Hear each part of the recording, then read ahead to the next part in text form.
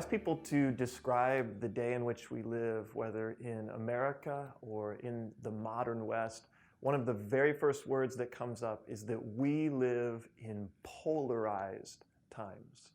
And we're polarized along political divides between the right and the left, and in the United States between Republicans and Democrats. We're polarized in terms of gender, in terms of sexuality. We're polarized sometimes in terms of generations, with talk of baby boomers versus millennials. We're even polarized in terms of our view of God, and we're polarized in terms of faith. And one of the things that I've noticed, especially within this hard to define tribe that's sometimes called evangelical or Christian, is that we seem to be dividing increasingly between two extremes.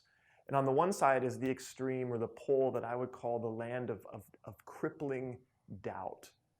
And on the other side would be the land of what I would call the land of strident and sometimes angry dogmatism. And this side basically says, the land of doubt, that there's not really anything that you can know for sure, and so you better just hedge your bets. And the other side says, well, you have to be 100% sure, and they sort of increasingly scream at each other across this middle ground. And it's the middle ground that I think Christians are actually called to inhabit in polarized times. And I want to call that the land of faith. But first, let's talk about the two extremes that seem increasingly popular in our day and age, the land of doubt. You know, somebody once said that to be a modern person is to wrestle with doubt, and sort of the patron saint of the modern era is Thomas, doubting Thomas. One writer even said, we're all Thomas now. And to live in a secular age doesn't mean that nobody's religious or nobody believes in God, but it does mean that the faith, Christian faith, is one option amongst many. And it's increasingly contested.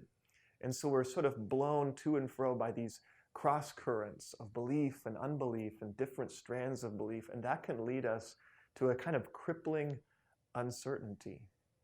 And so maybe one thing we need to say is that not all doubt is bad.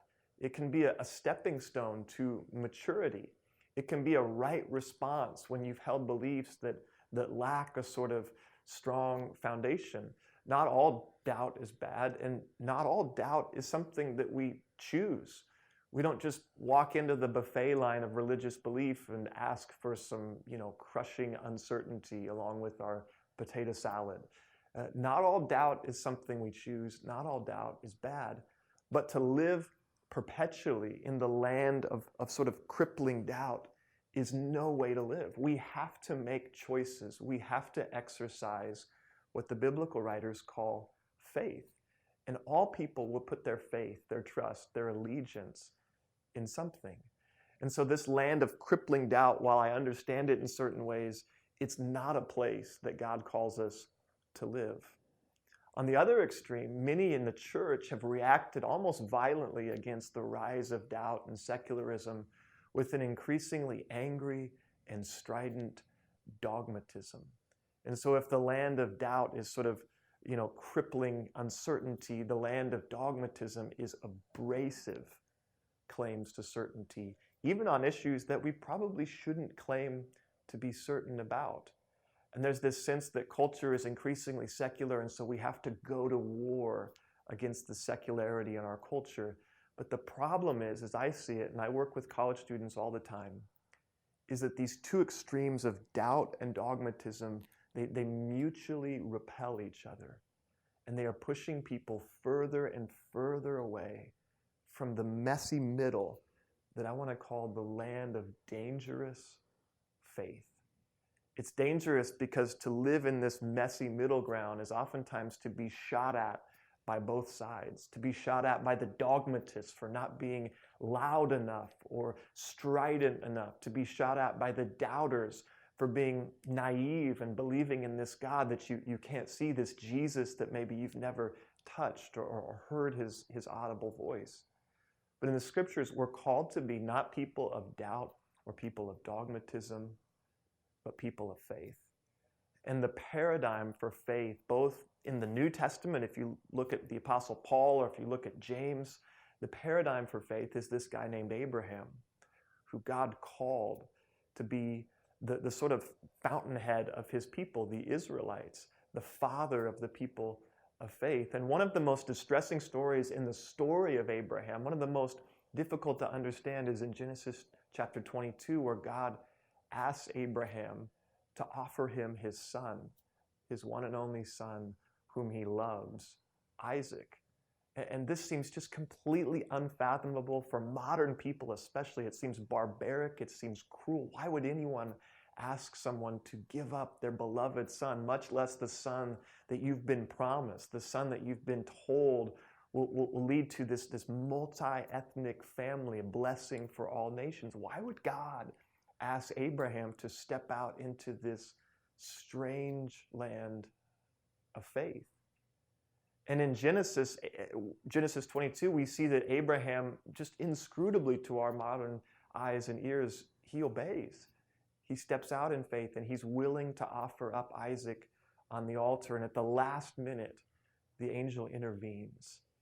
And Abraham is blessed for his willingness to step out in seemingly crazy faith.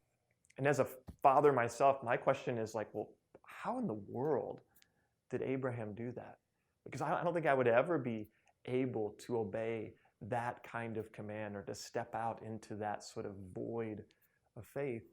And the strange thing is that Genesis doesn't really tell us.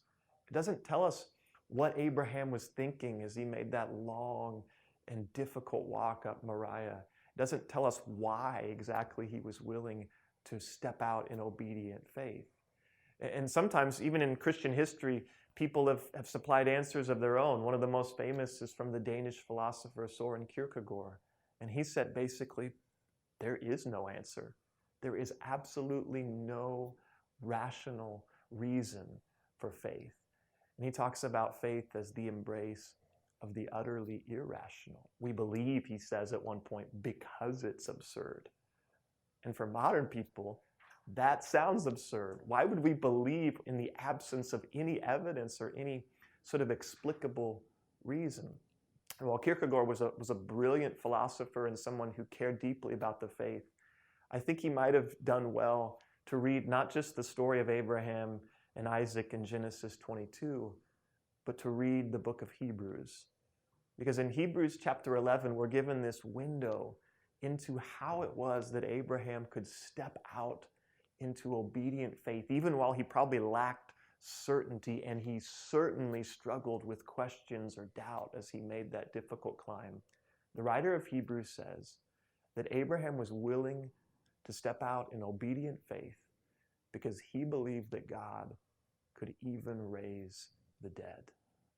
That as crazy as it sounds, that God would raise up the son of Abraham, even from the ash heap beneath the altar if necessary, because God had promised that it was through this son that Abraham would bless the world. And you say, well, why would Abraham, especially in the Old Testament, believe in resurrection as the basis for his obedient faith? That seems crazy in and of itself. And I would say we have to remember that this voice that commanded Abraham to step out was not some random schizophrenic episode, but this was a voice that he had come to know and to trust over years of long experience.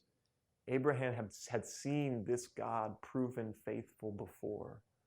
And so as he looked backwards over his past and over his life, he was willing to step forwards in obedient faith because this God had shown himself faithful. And I think in many ways, that's how we as Christians are called to avoid these extremes of crippling doubt and strident dogmatism. We look backwards in history, not just our own lives, but certainly our own lives. We look backwards and we see how this God, this voice, has proven faithful again and again and again. And then we do exactly what Abraham did. We place our hope in resurrection, in the son of Abraham, not Isaac, but Jesus of Nazareth, who was raised to life. And that promise of eternal life, of resurrection, of new creation, gives us the courage to act in this messy middle in a way that seems irrational, in sacrificial love. And so to sum up, my call for us today in polarized times is to say no to the tempting extremes of doubt, crippling doubt, and angry dogmatism, and to be children of Abraham and to live in this messy middle in sacrificial love, in faith in the God who even raises the dead.